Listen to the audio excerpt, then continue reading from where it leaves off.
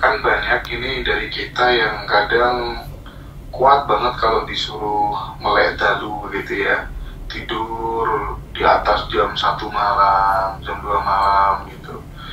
Itu bagaimana ngolahnya supaya kemudian kebiasaan itu bisa berimplikasi positif terhadap perkembangan kolbu kita, hati kita, perkembangan batin kita, spiritual kita, itu bagaimana cara memanagenya gitu.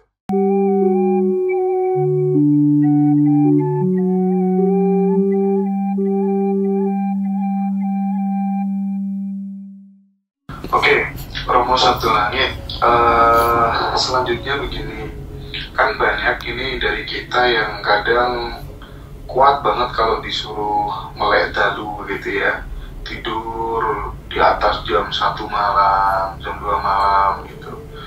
Itu bagaimana ngolahnya supaya kemudian kebiasaan itu bisa berimplikasi positif terhadap perkembangan kolbu kita, hati kita, perkembangan batin kita, spiritual kita, itu bagaimana cara memanagenya gitu.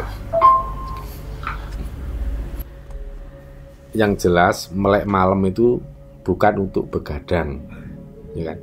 Kalau tukang melek malam untuk begadang itu bukan laku tirakat. Banyak sekarang anak-anak muda itu kuat jam 3, jam 4 begadang, ya kan?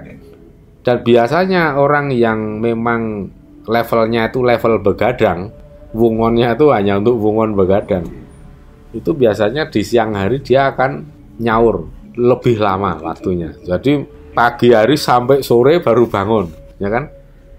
Maka saya kadang geli melihat anak-anak muda sekarang ini.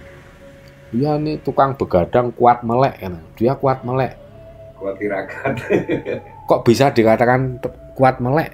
Ya kan kalau malam tidurnya jam 3, jam 4. Terus saya tanya, kalau siang tidur nggak? Ya nanti kalau siang tidur bangun di atas jam 12, kadang jam 3. Gini, orang kalau malamnya tidur jam 3, jam 4, tapi selama siang hari tidur, itu namanya orang yang nggak kuat begadang. Saya ambil contoh diri saya, Mas. Saya biasa tidur jam 3, kadang jam 4. Tapi saya paling siang itu jam 7, jam 8 udah aktivitas biasa. Dan siang hari saya nggak pernah tidur sampai sore. Jadi waktu tidur saya itu katakanlah ya jam 4, 5, 6, 7, 4 jam. Dan itu sudah cukup. Karena apa? Kuncinya begini, saya kalau tidur tuh patrap semadi. Jadi tidur sejam 2 jam kalau harus bangun. Biasa saya harus bangun tidur sejam 2 jam. Tidak pusing karena saat saya mau tidur saya patrap semadi. Maka tidur saya jadi berkualitas. Nah, sekarang kuncinya agar hidup kita agar melek kita itu bermanfaat apa? Gunakan untuk segala macam aktivitas yang positif. Ini yang namanya tirakat. Apapun kegiatan, mau cari uang, mau menyelesaikan PR, pekerjaan, atau mau semadi, manekung, dan apapun, semua itu yang positif. Itu baru termasuk tirakat. Termasuk orang yang kerjaannya lembur, malam sampai jam 1, sering banget. Itu pun sebenarnya tirakat. Laku prihatin golek pangan keluarga, ya enggak? Dan selama melakukan lembur sampai larut malam, orang tersebut juga melakukan dharma, melakukan kebaikan, kan? Beda dengan orang yang sampai jam 1, jam 2 malam, tapi ya aku mau sepanjang malam itu joget. Wah, itu piye le arep prihatin, ya kan? Piye le arep perih ing batin wong ragane selalu jingkrak-jingkrak seneng. Artinya melek semalam suntuk itu tidak untuk bersenang-senang. Saya bukan melarang siapapun untuk bersenang-senang atau tidak, itu pilihan. Monggo, cuman kan kita harus bisa mampu untuk menimbang untung rugi, manfaat. Saya bukan berarti orang yang nggak pernah senang-senang. Ada kalanya saya juga begadang, Mas. Saya nyanyi apa mungkin ke tempat kafe yang bisa nyanyi dangdut atau apa, saya seneng, nggak masalah. Tapi kan itu kita lakukan hanya sekali-sekali waktu aja, tidak terus keseringan tiap malam. Itu mayoritas melek wengi saya ya pasti bermanfaat.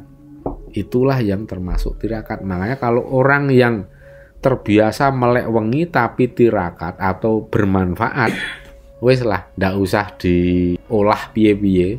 Itu orang seperti itu pasti akan otomatis akan lebih peka dibanding orang yang baru jam 10 wes mbeyet tidur itu, wah. Tapi itu dengan catatan ya ini ya, yang masih termasuk tirakat, malam melek dan semuanya waktu sepanjang melek itu bermanfaat positif, melakukan tindakan yang positif, tapi siang harinya tidak terus balas dendam tidur seharian. Itu kalau orang yang merasa diri sudah setiap malam tirakat sampai pagi meleknya kuat, tapi siang harinya balas dendam sepanjang hari tidur, nggak akan berguna.